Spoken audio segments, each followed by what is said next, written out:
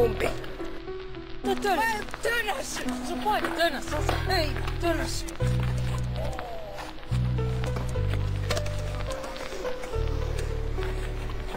Hei pois, tää on mun kuva! Kato tää temppu, kato tää temppu!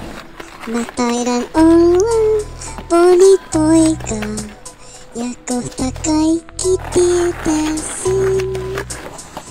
Ei poneja mikään voita, ponit vei mun sydämen.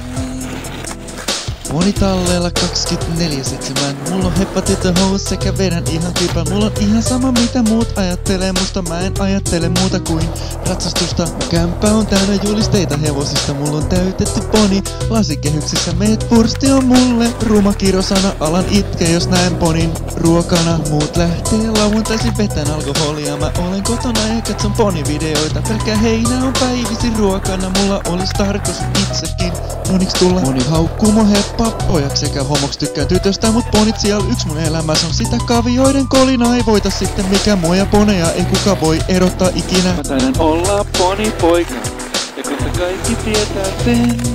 Ei poneja mikään voitaa, ponit vei mun sydämeen. Pahantarans Ylöjärvellä on mun toinen koti niin. Voisipa tyttöjä tirkitellä ja ehkä viedä kotiinkin. Mä taidan olla ponipoika ja kohta kaikki tietää sen. Ei poneja mikään voitaa, ponit vei mun sydämeen. Pahantarans Ylöjärvellä on mun toinen koti niin. Voisipa tyttöjä tirkitellä ja ehkä viedä kotiinkin.